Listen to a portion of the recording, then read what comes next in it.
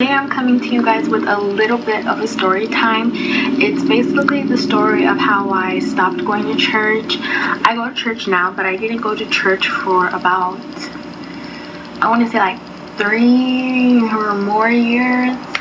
But I was like going to like Bible studies when I got into college, which was 2013. I was in a choir, so I would go to their Bible studies, they were so amazing. Like, they were life-changing. That whole experience was life-changing, being in that choir. But anyway, back to the story.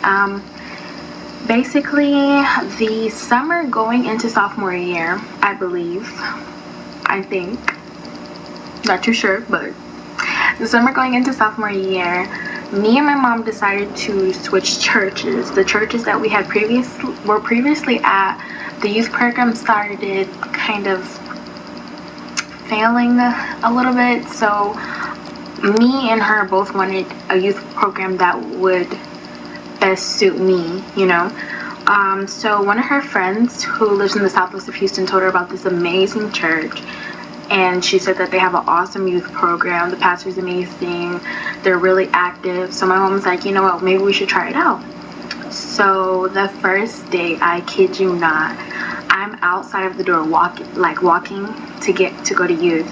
And I can hear the pastor. And his voice, it was just filled with love and compassion. And you knew he was trying to reach you. He was trying to, grab you and show you the light. And I really commend their pastor. I can't even remember his name. I can't remember his name. So I was like, yeah, this is the church for me. So it's not just with me, but most girls, when we go into a situation where girls have already bonded and have their cliques, they tend not to be as receptive to newcomers. So with that being said, I ended up befriending most of the guys because they were receptive to me. They said hi to me.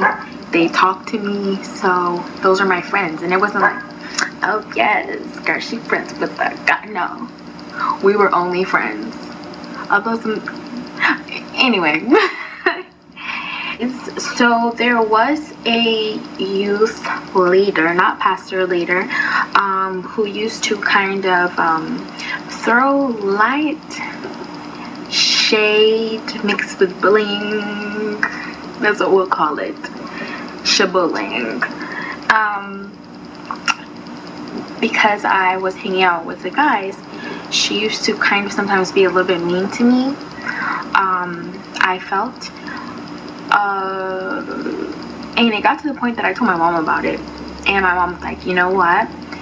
It might be because they're from a part of Africa where they're sometimes a little bit more abrasive.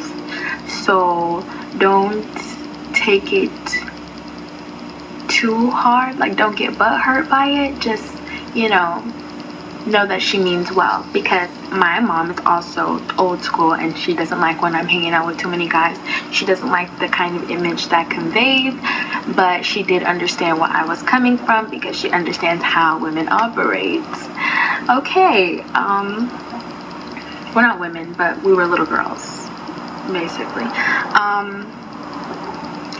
So as the weeks progressed, the shibullying kept getting thrown, the little jabs here and there, and I started to kind of feel anxiety when I went to church, oh man, I hope she doesn't say anything to me today, because I just, that kind of bullying anxiety, when you're going to school and somebody's going to be bullying you, and you kind of get that sick feeling. That's how I started feeling going to church, which church is not for that.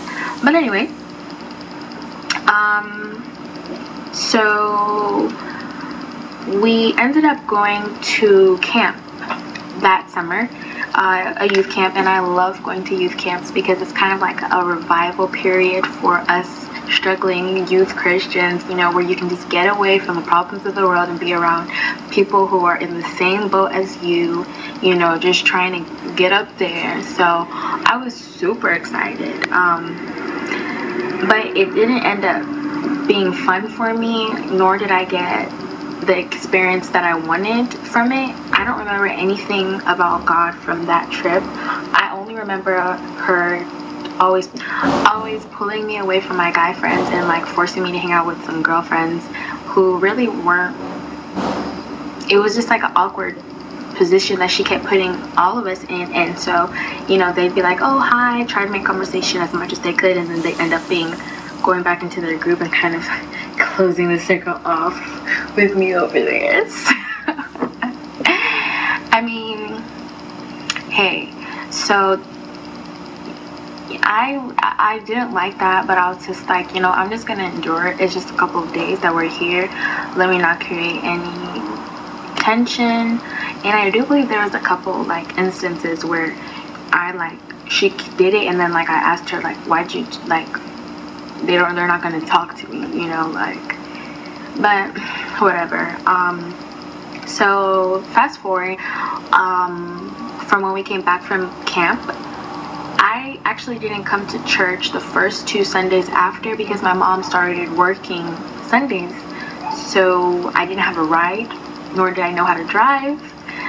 So I was basically stuck at home. So the 3rd Sunday, my cousin ended up coming down from Texas Tech, and she was like, hey, I know you love this church, so I want to see what it's about. Let's go. So we went. Of course we were late. We're always running on African time. It's ridiculous.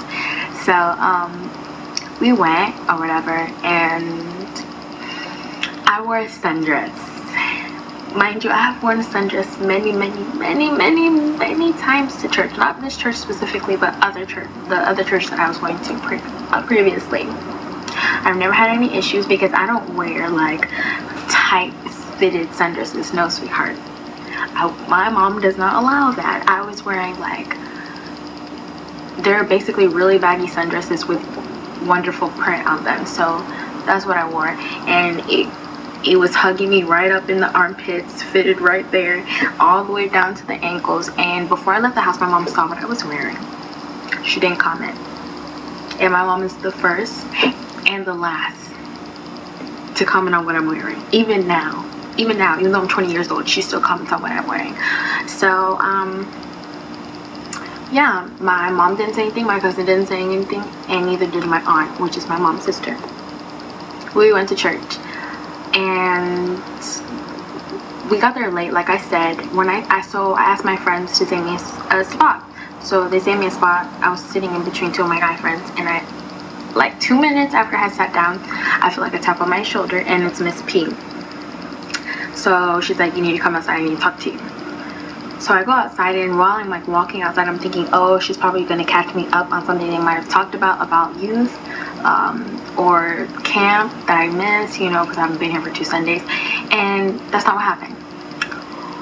What she did do, though, was tell me that I'm being kicked out of youth because of the way I'm dressed. I can't attend youth today. So, yeah. And then she just walked away. And no, I did ask her why, and she was like, look at the way you're dressed. Is this how you come? Basically went into some tangent about, you know,